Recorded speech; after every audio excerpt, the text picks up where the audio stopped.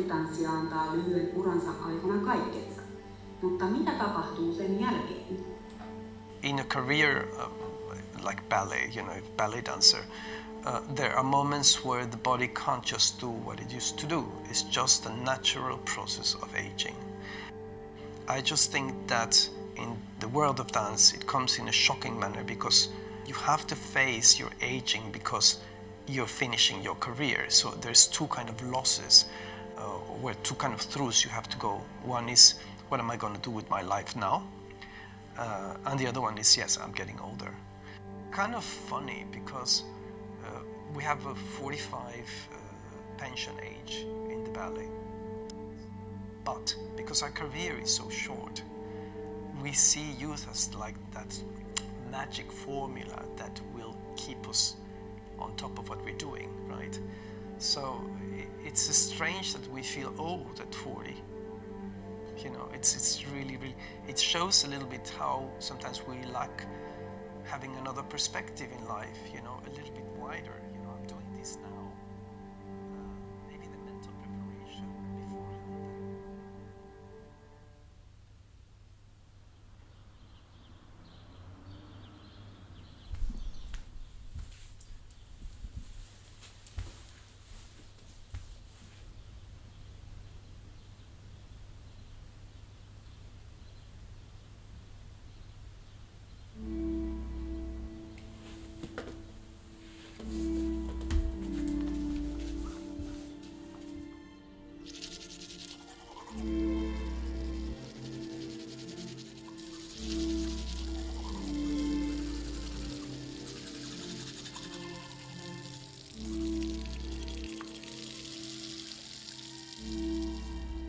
Mun serkku soitti, että nyt on isä viety Meilahteen.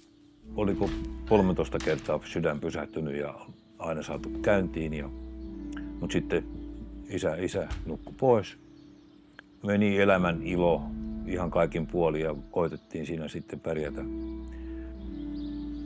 Mutta sitten kuitenkin olin ollut teatterissa, jossa kaunis Veeramme Assi Nortia piti palettikoulua vanhan teatterin takapihalla ja mä sain mennä sinne tunnille ja Assi taas tunsi Kansallisoopperan palettikoulun johtajan ja soitti hänelle, että täällä olisi tämmöinen poika näytillä. Pääsin sinne Kansallisoopperan palettikoulun ensimmäiselle luokalle ja viikon koeajalla ja sitten sain olla kumminkin kuukauden siellä ja sitten pääsin poikaluokalle ja ihana opettaja Uno Onkinen, joka oli meidän instanssia ja mulle isähahmo johtuen isän poismenosta tammikuussa, niin tuntui niin hirveän hyvälle, ettei ollutkaan yksin.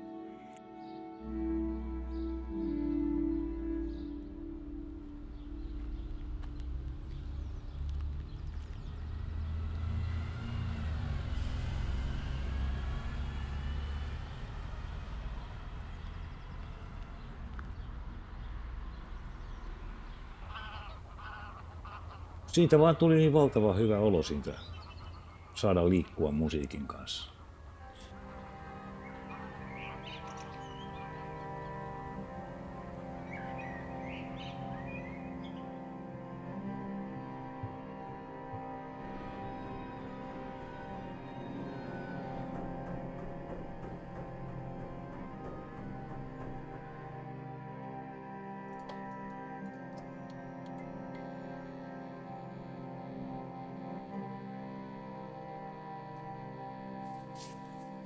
Joka päivä kun mä menen, niin mä oon aina vähän hermostunut, että mitenhän tää toimii.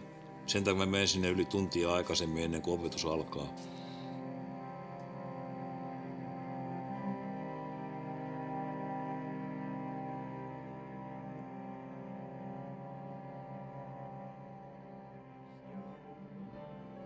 Pari para padi.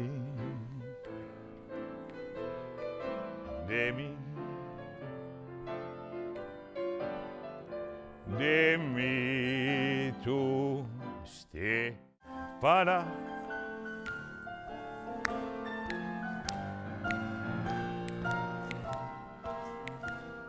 one and two de mi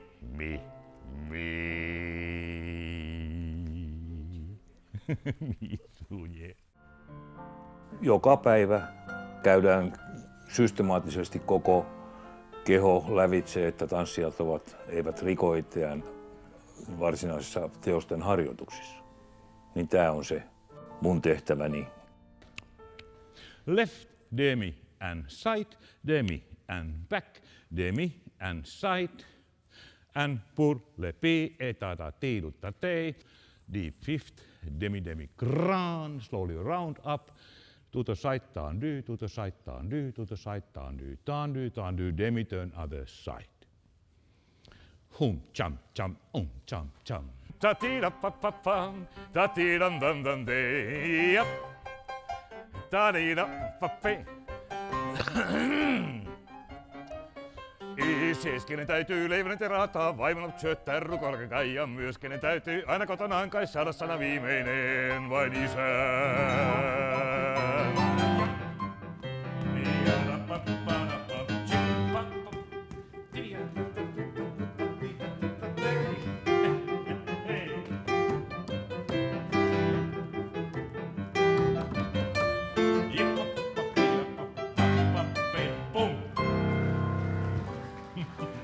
We are dancing with yes.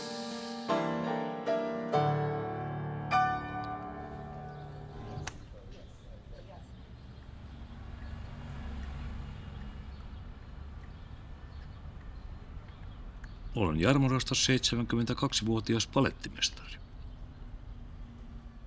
Näyttämö on ihana paikka, mutta eiköhän se on nyt sitten esirippu on kiinni. Ja kohta se on myöskin opettajana kiinni. Että.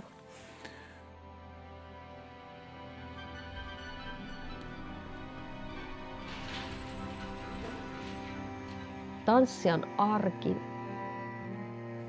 se vaatii tosi kurinalaista elämää, jos sä haluat olla ihan huipulla. Sun pitää tietyllä tavalla elää ja hengittää tätä lajia. Tää ei toimi silleen, että vaan tehdään tätä 10-5, pistetään toimisto-ovi kiinni ja sitten ei olla enää tanssijoita. Me kannetaan sitä työvälinettä mukana. Meidän aivoja, meidän kehoa, se on kokonainen työväline. I think the biggest challenge that we all have is facing aging. In a career ballet dancer, there are moments where the body can't just do what it used to do. Totta kai klassisella tasolla 44-vuotias tanssija klassisella tasolla tuntee sen bodissaan ja ruumiissaan, mutta ethän se ihmisenä ole. Siis sähän voit olla ihan parhaimmassa iässä, kun sä oot 44-vuotias. Että okei, mä oon tähän asiaan, tähän taandyyseen, tähän jalan nostoon mä saatan olla nyt jo liian vanha. Että se sattuu tai se ei enää nouse niin korkealle ja sen aika on aika päästä se menee. The risk of the injury is very high. Of course, when you do this job, you go through this risk every day and you know that it might happen to you any moment or it might never happen to you. But in the end, it happened to all of us basically, smaller or bigger injury. Mä en koskaan haluaisi lopettaa tanssimista niin, että se ei ole mun oma päätös. Että tulisi niin iso loukkaantuminen, että se olisi sen uran loppu, ennenaikainen loppu. The fear that I've seen always in the eyes of the person, it never stopped surprising me what expression I see in those eyes. And when this happened to me, I realized that I had the same expression in my face, what I've witnessed dozen times. Meidän eläkeikä on 44 vuotta, joten mulla on aktiivista uraa jäljellä vielä 4 vuotta.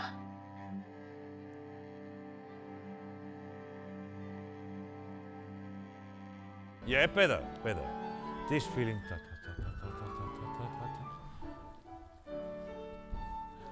Think somebody is pulling from the left rib in under.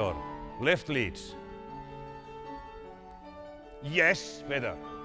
Like against the wall. Niin opettajan tehtävä on mun mielestä, se on sijaisvanhemmuutta siinä mielessä, että sun pitää niin kuin vanhempana huomioida jokainen. Kaikki on ansainnut paikkansa. Se on pitkä matka, kun ne on päässyt sinne. Ja sun pitää olla kiinnostunut ihmisenä, eikä ainoastaan tanssin opiskelijana, vaan että heillä on myöskin oma muu kehitys menossa koko aika ihmisenä.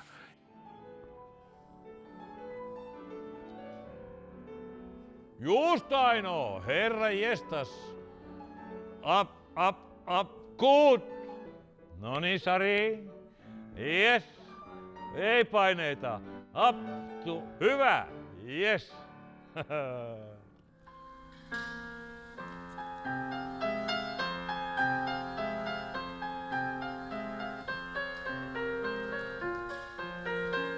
Sä kuulit mun ajatuksen.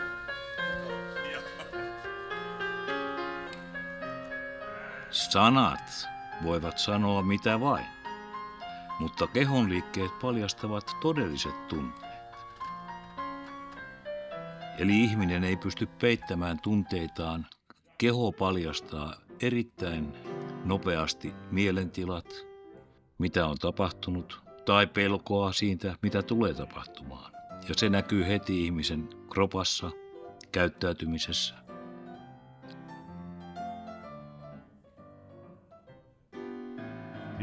Hei, just varovasti Tiina, yes.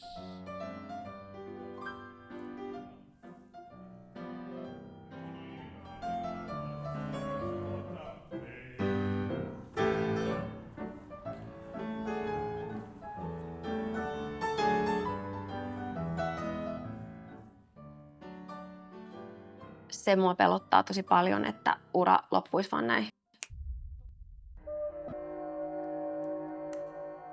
Mä haluaisin päättää itse, milloin se loppuu. Ja toivoisin, että pystyisin jatkaa sinne 44 asti.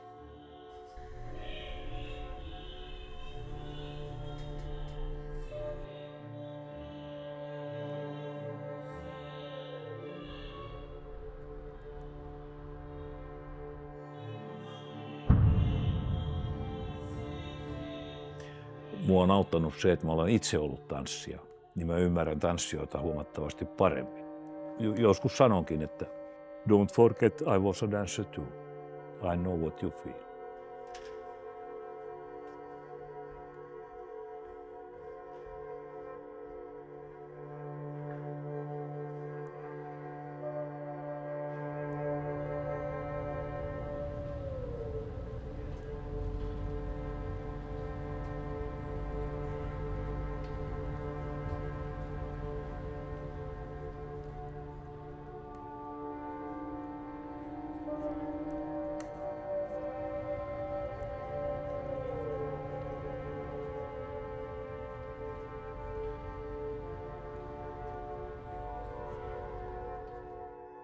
Et ihmiset, jotka ei ole koskaan niin kuin ammatikseen tanssinut, vaan on suorastaan niin kuin lähtenyt opettamaan, sieltä puuttuu se kivun ymmärtämisen ja levon tarpeen niin kuin ymmärrys, että mennään vaan härkäpäisesti eteenpäin jonkun metodin mukaan.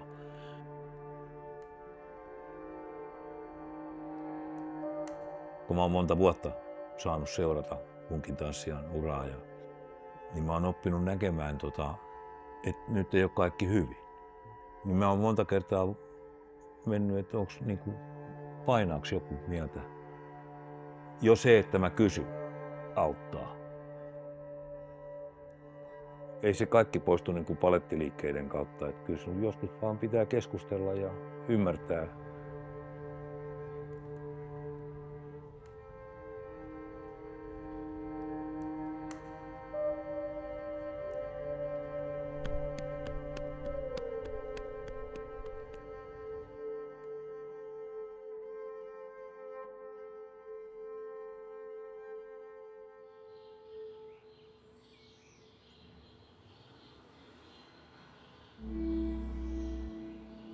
Tuntee aikansa sulattomaksi, jos ei pysty tanssia.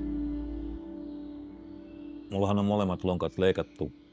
Titania on ja keramiikkaa, että mä oon tämmönen robokoppi, mutta Mulla on hyvä käsikirjoitus, eli näytän periaatteessa käsillä liikkeet.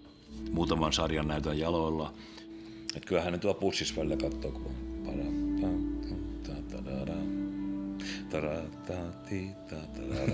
Mä teen käsillä sarjoja ja ne katsoo, mikä satana kylähullu tossa. Tanssin mielessäni. Sama se on Arjallakin kyllä. Joskus unissani herään ja joudumme tekemään variaatioita, ne menee hirveän hyvin. Sä vaan on lennät ja pyörit piruetteja niin, että ei helikopterikaan pysy mukana. Mutta onneksi se on vaan unissa. Että. Sitten herää arkitodellisuuteen ja koittaa kömpiä tuolta sängystä alas. Jarpo Rastas puolestaan osoittaa vastaavassa tehtävässä luonnetanssijan kykynsä ja ulkonaisessa olemuksessa on valtiaan otettu. Aika hyvin 20-vuotiaalta. Don Quixote, Roberto Trincheron koreografia. Siinä Don Quixote aina nähdessään kuvitelun Dulcineansa muuttui nuoreksi ja sai tanssia sydämen riemusta, kunnes taas heräsi siihen omaan nälkäisen, hourupäisen miehen haaveisiin. Ja tuossa on yksi kuva seinällä. Varmasti kertoo sen, mitä mun sisällä oli. Ja siellä oli paljon. Mä elin siihen niin voimakkaasti, että mulla alkoi näkökenttä sumenemaan ja mä näin vaan semmoisen usvan läpi, kunnes sitten pum.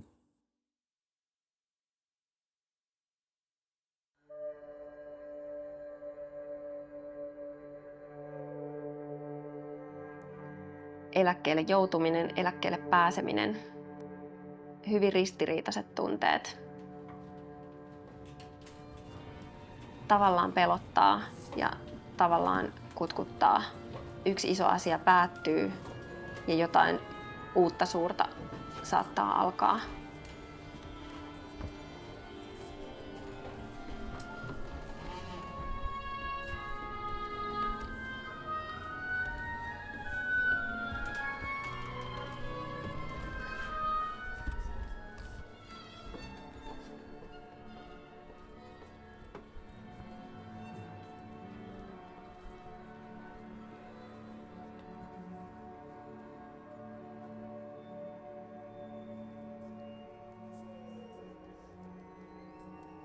Mulla ei ole enää sellaista mitään aikataulua tai mulla ei ole mitään semmoista agendaa, että mun pitäisi tai mun täytyisi. Ja sit mä oikeasti saan kysyä itseltäni, että Tiina, mitä sä haluat? Tanssihan on se, mitä mä haluan, mutta sit kun oopperan ovet sulkeutuu ja tää ei ole enää mun työpaikka, niin sit mun täytyykin kysyä, että no mitäs nyt, mitä sä nyt haluat tehdä? Ja mä pelkään ehkä eniten sitä, että mitäs jos mulle tulee jonkunnäköinen identiteettikriisi, että mä en yhtäkkiä tiedäkään sit, että kuka mä oon. Tanssijana oleminen ja myös tää työyhteisö, nämä ihmiset täällä, niin tää on niin suuri vaikutin meidän elämässä, että sit kun se on pois, niin se on niinku semmoinen pieni, en mä tiedä voiko sitä sanoa, että pieneksi kuolemaksi, että se on niin kuin elämästä puuttuu silloin tosi iso osa.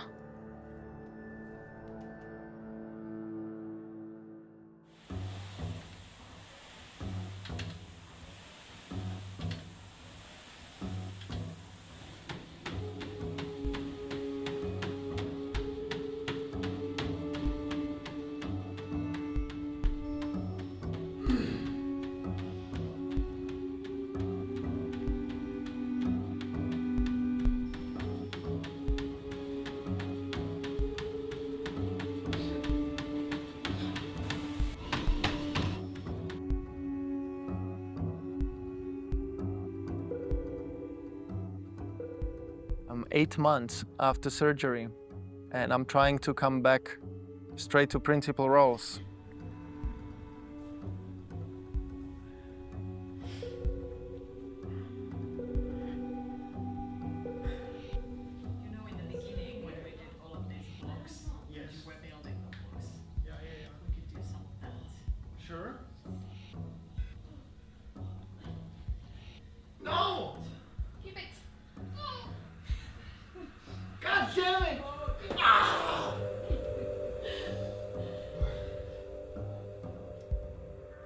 So I'm planning to do Prince in Nutcracker as my back to stage welcome. The show is coming and I'm trying impossible. And it's been just couple of few days when I decided that I'm really going to do that. And it still feels very scary.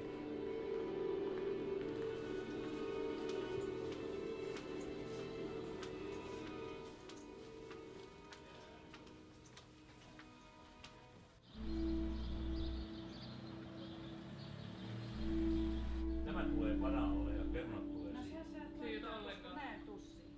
No ethän tule niin. Kyllä mä olen niin kuin miettinyt sitä, että varmaan mun pitää tehdä päivittäin vähän pidempi lenkki kävellen. Ja sitten keskityn kyllä lapsiin, miten heillä menee. Täällä kotona pitää yrittää luoda hyviä ruokahetkiä, koska ruoanlaittohan on hyvin terapeuttista. No niin. Nyt myllyt tonne ja tänne.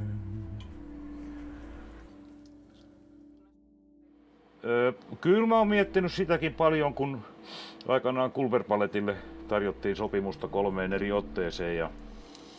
Mutta kyllä mun paikka on ollut tuolla Suomen Kansallisballetissa ja en oikeastaan päivääkään kadu.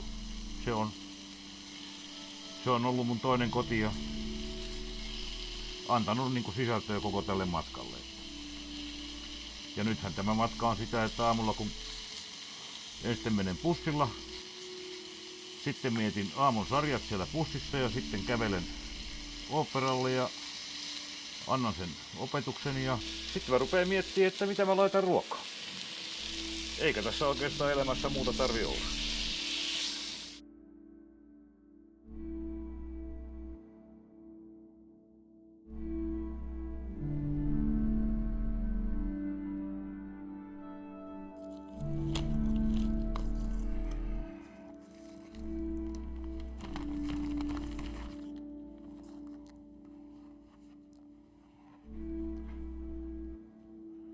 Joo.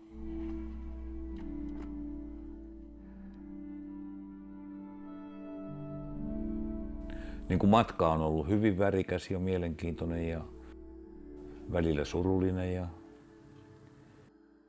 niin kuin tanssi on ihan sama kuin teatterinäyttelijöillä, niin suurin osa näyttelijöistä ammentaa sen omasta elämänkokemuksestaan. Ja silloinhan sille tulee aina oma painonsa näyttämöllä, oli sitten tanssia, musiikkia, näytelmää.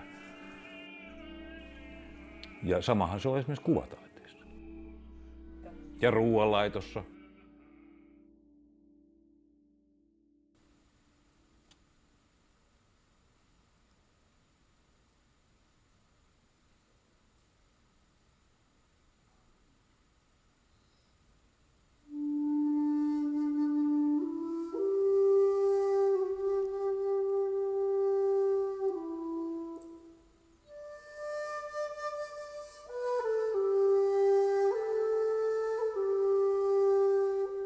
Jos mä olisin noudattanut sitä perinteistä kaavaa, mä olisin halunnut tehdä todellakin oman näköisen uran. Siis, josta me jouduin tietyllä tavalla luopumaan siinä vaiheessa, kun mun body ei enää pystynyt klassista balettia tekemään. Mä olin liian rikki tietyllä tavalla. Olin tehnyt liian monet vuodet vähän ei niin viisaasti sitä balettia. Ja sit mä oon ollut semmosissa tilanteissa mun klassisen uran aikana aika monet näytökset, että mä oon vaan toivonut, että mä pystyn lopettaa sen näytöksen ilman, että mä oon rikkonut itseni.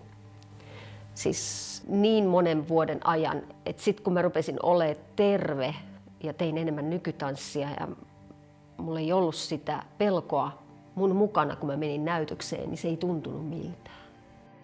Se ei tuntunut miltään. Se tuntui, että multa puuttuu jotain, koska se on aivan mieletön se intensiteetin taso. Jos sul on pelko siitä, että jos sä teet väärän liikkeen, niin esimerkiksi polvilumpio saattaa lentää. Sä keskityt ihan 110% kaikkeen, mitä sä siellä teet siellä lavalla. Ja sä oot siellä niin kuin joka kerta vähän niin kuin viimeistä päivää, siis tää voi olla viimeinen hetki, kun sä teet sitä.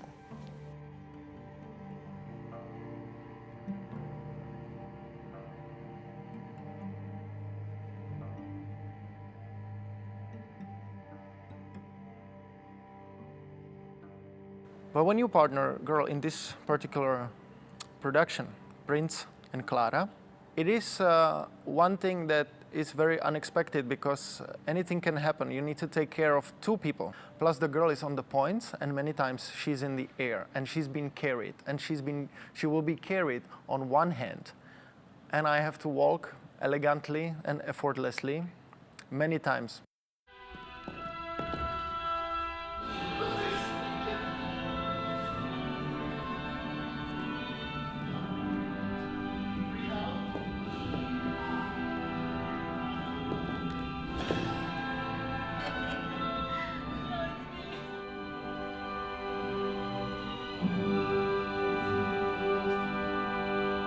But right now, I start to practice to take care of two.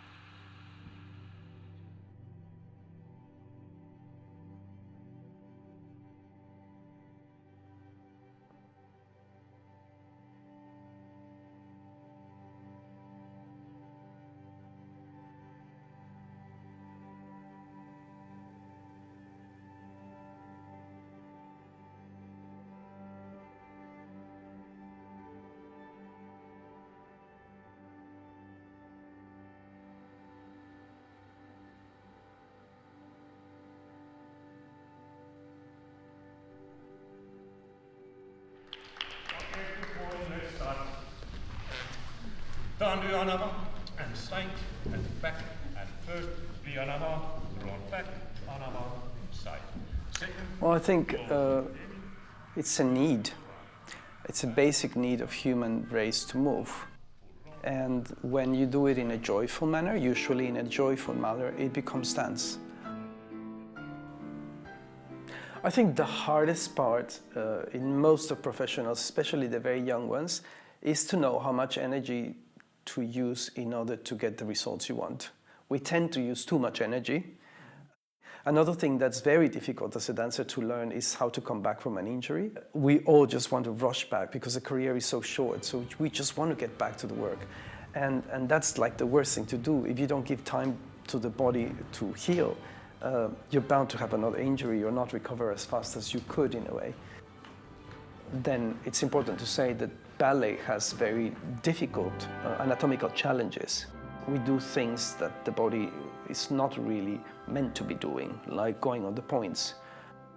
You know, our toes and ankle articulations are not meant to bear weight in that particular angle. So that's also a factor for injuries that we have to acknowledge. Therefore, the importance of a ballet master giving a good class and knowing how to detect if somebody is doing something that could be dangerous for their health, because it's very, very, very little that can make a difference in a dancer's health. Sometimes it's just the angle of the foot. It can be by millimeters.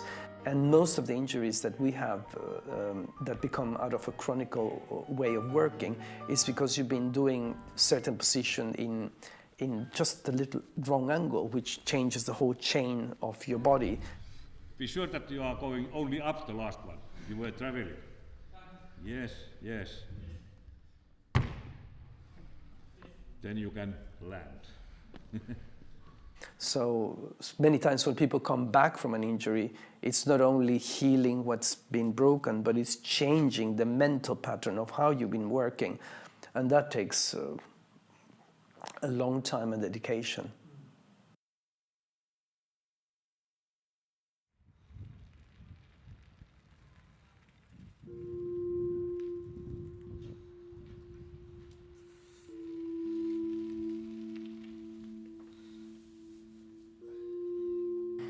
I remember the day of the accident, I felt super powerful, super in shape.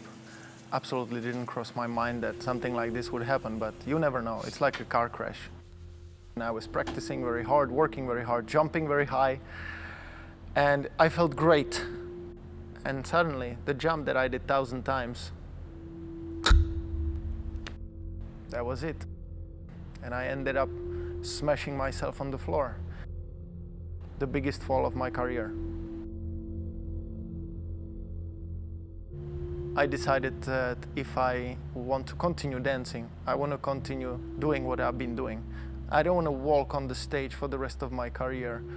I don't want to walk on the stage even if I'm 1 month before pension. I want to do what I'm supposed to do. I'm a lead principal dancer of the company, and I'm not being paid to walk on the stage. And one person was there for me from the day one, and it was Jarmo Rastas.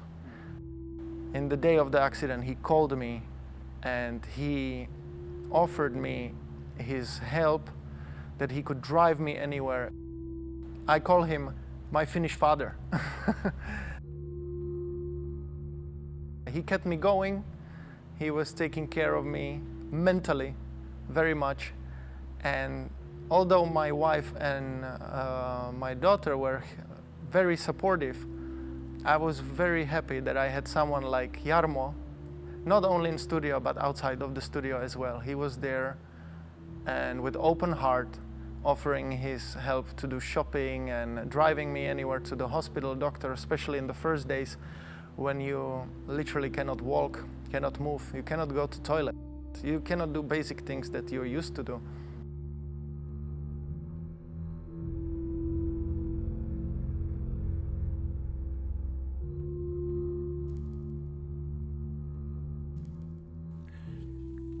Kyllä se on sit siinä vaiheessa, kun on tietämys on, että mitenkä asioita tehdään, mitenkä roolia rakennetaan, sit alkaa olla niin, että kyky puuttuu tehdä teknisesti.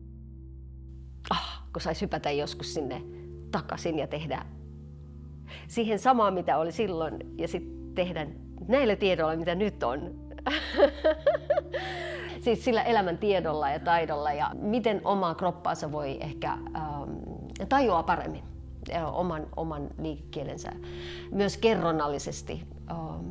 Se traagisuus tässä balletissahan on se, että mennään 40 ja saatat olla niin paljon syvempi tulkitsija ja esiintyjä kuin mitä oli 20-vuotiaana. Ja sit sä joudut siitä ehkä luopumaan jo aika pian sen jälkeen. Näyttelijöillähän se on taas toisin, että ja nyt on tänä päivänä, että myöskin naisnäyttelijöille, että ne tulee vanhemmaksi, niin sieltä tuleekin sitten sitä elämänkokemusta ja rikkaita rooleja. Ja balleteissa hyvin harvoin on semmoisia rooleja niin kuin vanhemmalle taiteilijalle, että ne on sitten äitejä, imettäjiä, palvelijoita. Saattaa olla jotkut balleriinat on niin kuin tanssii sitten 60-vuotiaanakin ja umpisokeina on niin kuin, että on siellä näyttämön toisella puolella eri väriset valot, että tietää missä päin on oikein ja missä päin vasen. Ja pitää vaan olla näyttämöllä. Se on taas jotenkin vähän surullista. No. Sasha Zaitsev, my friend, my colleague. 1, 2, 3, 4.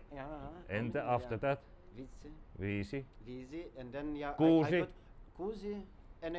7. No. Ja opetushan tapahtuu, mulla on vähän tää ralli englanti, niin kuin mulla on tässä balletissa, mutta kyllä sillä on nyt tullut toimeen, että en noita kouluja käynyt niin paljon, mutta käytäntö on opettanut. Oli sitten Kiinasta, Koreasta, Japanista, Venäjältä. Kaikki puhumme samaa kieltä. Se on klassinen paletti ja se on hyvä kieli. Sitähän mä en ole kertonut, että meillähän oli tämä englantilainen tanssija, joka oli siinä lentoonnettomuudessa siellä. Mutta kuinka ryhmä otti sen. Meillä oli hiljainen hetki isossa salissa. 5 minuuttia koko ryhmä pääjohtajaa myöten muisti Ruani. Ja sama tukihan tuli silloin, kun meidän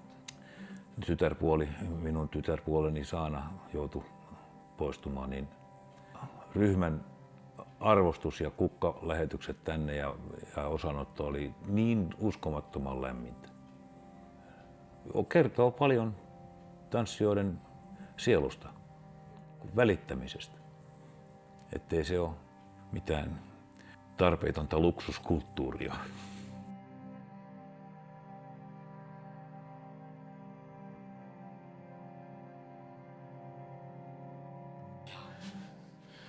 Kaksoset ja me. Siitä on semmoinen 40 vuotta tästäkin kuvasta. Eihän tämä helppo ammatti ole perheelle ollut, kun aina on kumminkin aktiiviuran aikana työ on se kaiken A ja O. Ja yrittää sovittaa sit siihen lasten kasvatus ja perheen yhdessäolo. Tää vie paljon perheeltä, mutta jos kohta antaakin.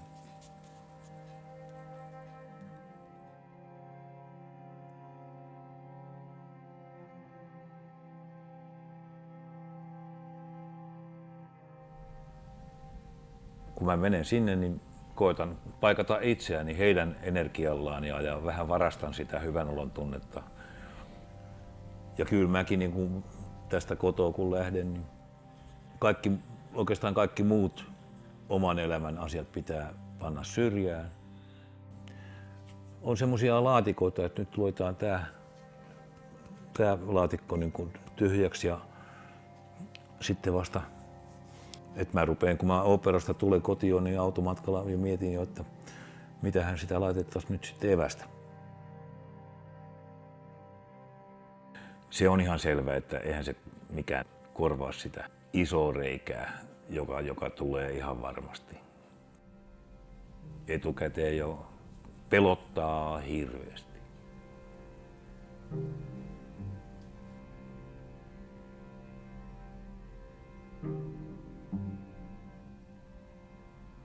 I realized very soon before surgery that it will be not easy process.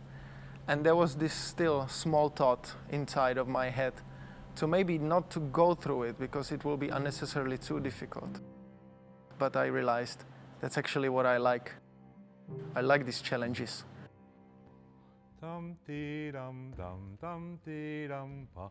Ta ti da ta da yappa, dum ti dum dum, da 1 and 2, ti da pa pam dum pa, and 1 and 2 and yes. Yeah. Maybe don't start to turn too early. Up and down, then you can land it easier.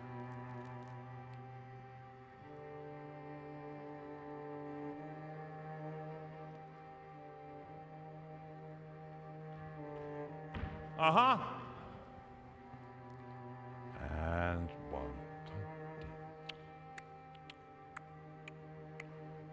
2, ya ta ta, yam padam padim padam payam patata ta ta ta. 1 and 2 and 3. Yes, just. Yes. Good, Miska.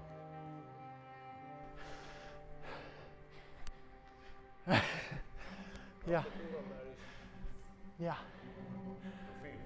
I feel the speed is coming back. The strength not that much in this moment. Baletti, niin sehän on yksi ehkä vaativimpia lajeja maailmassa, koska siinä pitäisi koko ajan kaikkien niiden vastoinkäymisten päällä, niin pitäisi olla se semmoinen kaunis siloteltu puhtoinen pinta, mikä peittää sen kaiken kurjan tai kipeän tai vaikean sinne taakseen. Edith Piafin kanssa mä oon miettinyt sitä, että musta on ihana tuoda ne kaikki oman elämän semmoset kovat ja raat ja vaikeat asiat mukana näyttämölle, kun siinä mennään kuitenkin sen koko ihmiselämän kirjo ihan lapsesta ihan viimeisiin päiviin asti. Sun pitää uskaltaa ja niin kuin pystyä niin kuin, muistelemaan eri tunnetiloja, eri kohtauksia elämästä, jotka on todella tapahtunut, ja siirtää ne sitten näyttämölle kunkin kyseisen roolin niin kuin puitteissa. Mitä sieltä niin kuin kaikista niistä pimeistä hetkistä saa käännettyä ja sitten kuitenkin aina kääntää kasvonsa sitä yleisöä kohtaan, koska se yleisö on se kaikki. Sitä varten mä tanssin, sitä varten mä esiinnyn. Tähän liittyy esim. Miten lähestyttiin niinku roolia niinku veljeksissä. Kun esirippu aukeaa, niin siinähän on äidin arkku. Ja veljekset on ja hautausseuruja on ympärillä. Niin mä menin aina ennen kuin esirippu aukesi, niin mä menin sitten siihen arkun äärelle, kun isoäiti oli kuollut just. Niin siitä tuli pohjaa. Kaverit aina miettii, että mitä sä siellä teet. Niin mä hyvästelin äitiä. Sitten siitä tulee aito. Se vaan on niin, ei voi niinku mitään feikkiä tehdä.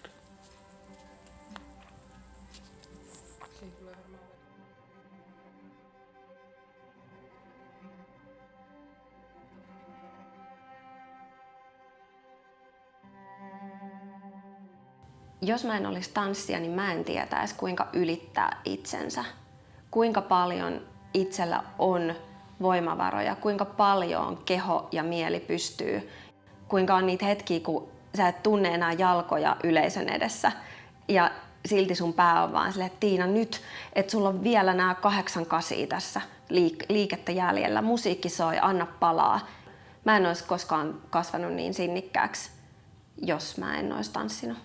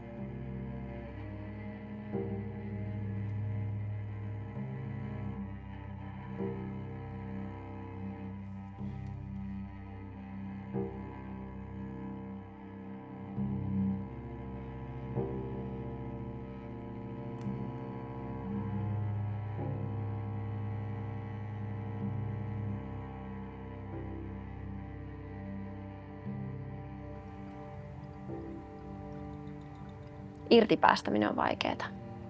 Se on tosi vaikeaa.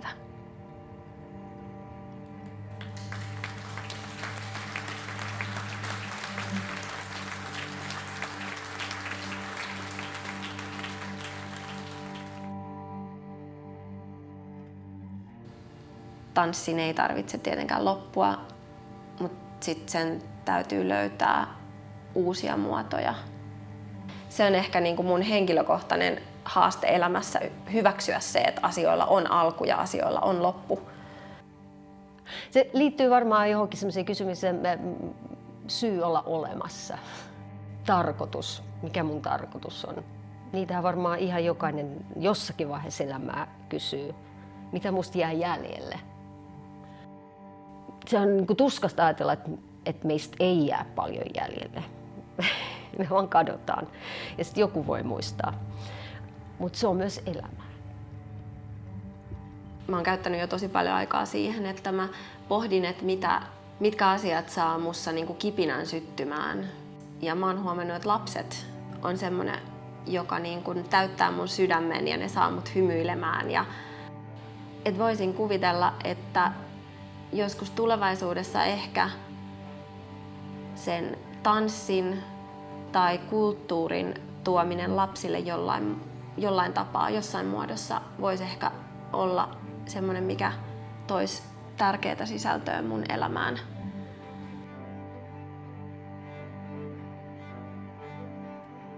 Ja mä koen, että siinä on jotain tosi kaunista ja arvokasta, että jakaa myöskin sen oman opitun, koetun, jotta se, niin kuin se tanssi minussa voisi jatkaa uudessa muodossa jossakussa toisessa.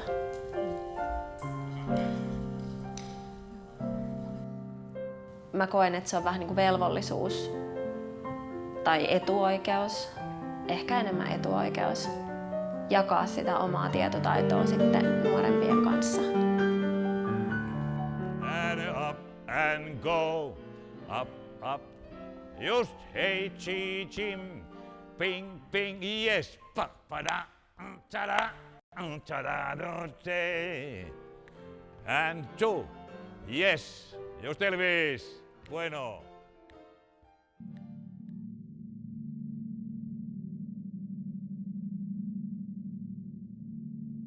Niinpä, enpä olisi kuvitellut koskaan nuorempana, että mä päädyin tanssimaan näin, miten mä nyt itse tanssin.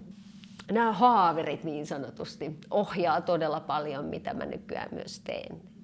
Jos on ollut joku paikka kipeä, niin se ohjasi sitä, että tuohon suuntaan mä en mene, mä menen sinne, missä mua ei satu.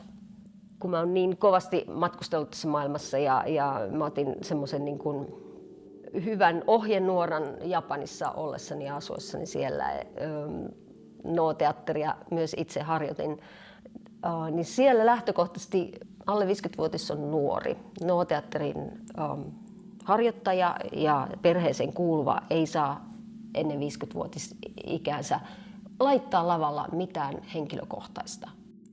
Eli mä oon nähnyt 80- ja melkein 90-vuotiaita No-teatterin harjoittajia ja osaajia ja ammattilaisia, niin silloin sä oot vasta matkalla itse siitä 50 eteenpäin syventäen siihen omaan ammattiin ja omaan taiteeseen. Niin se oli mulle semmoinen happihetki, että ihanaa. Me eletään kuitenkin yhteiskunnassa, missä palvotaan nuoruutta ja että kaikilla ikäkausilla on todella tärkeä olemassaolo ja niiden pitää saada olla ja niissä on niin kuin oma juttunsa. Itse asiassa niitä pitäisi juhlia niin kuin paljon enemmän. Ehkä mun on helpompi sanoa tämä tän ikäisenä.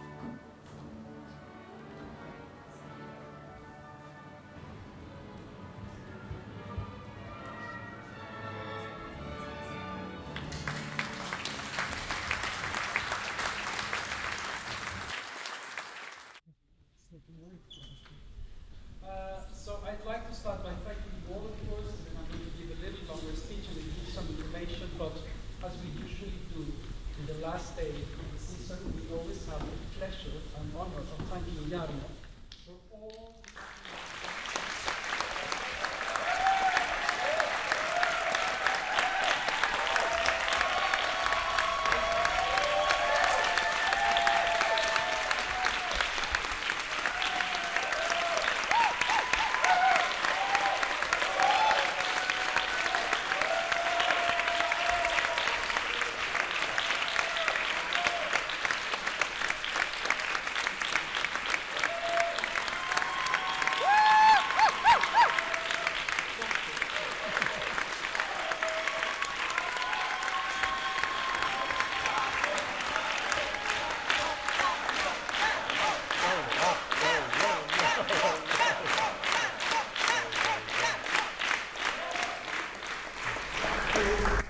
It's been a pleasure again, and I love you.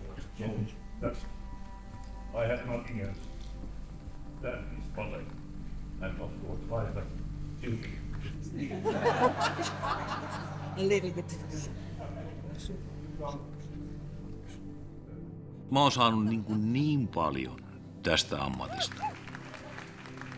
Siis elämää, kaikki yhteisöllisyys ja se tämän ammatin hienot puolet ja en päivääkään en vaihtaisi. Se on ihan varma kuin mummon reisi. Eihän se. Ei elämä saa siihen loppua, jos yksi määrätty niin kuin unelma-ammatti on niin kuin vaihtanut muotoonsa.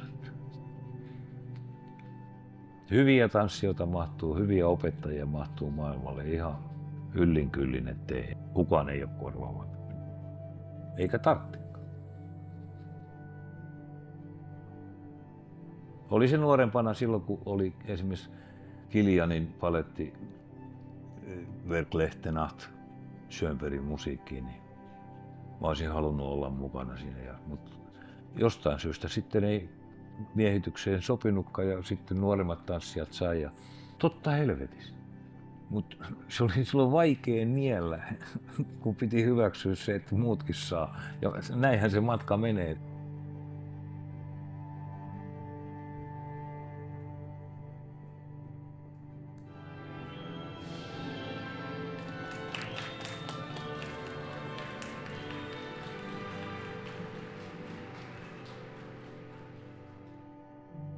No Don Quixotehan oli niin kuin silloin, kun mä siihen roolilista tuli seinälle, mä olin 32 muistaakseni.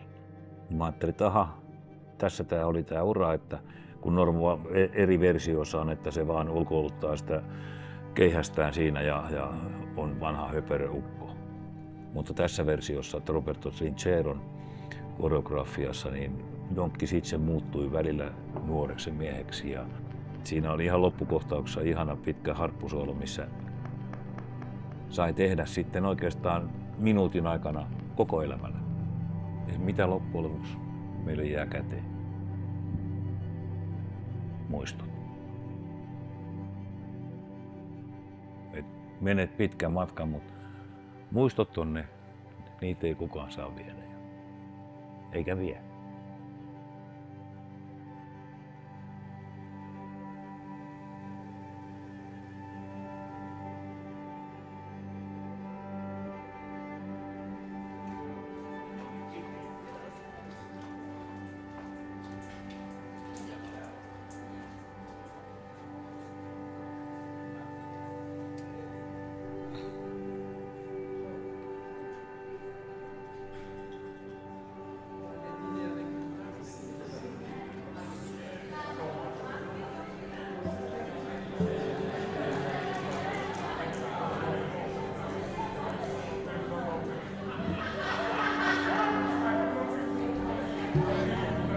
Onhan tässä joutunut koko ajan rooliin vaihtamaan.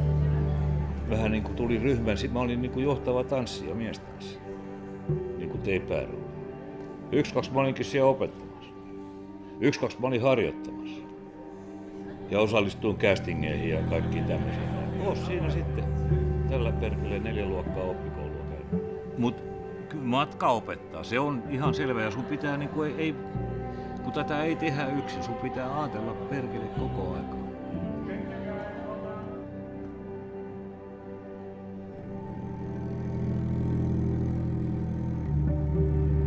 Tanssijoiden tehtävä on vain näyttää esimerkkiä, mihin kaikkeen ihminen on kykenevä.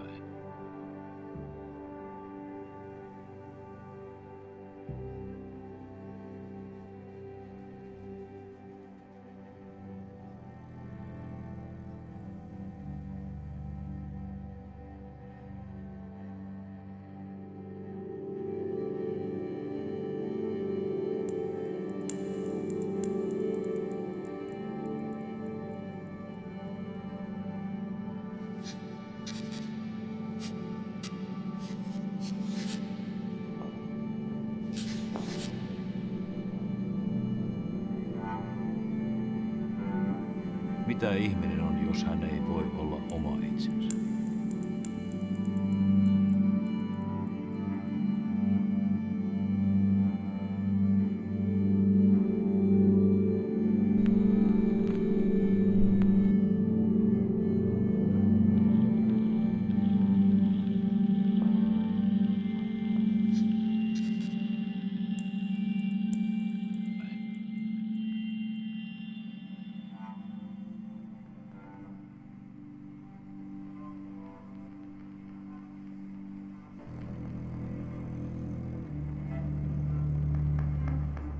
Mutta mielenkiinnolla seuraan sitten mitä matka tuo, mutta se on ainakin, että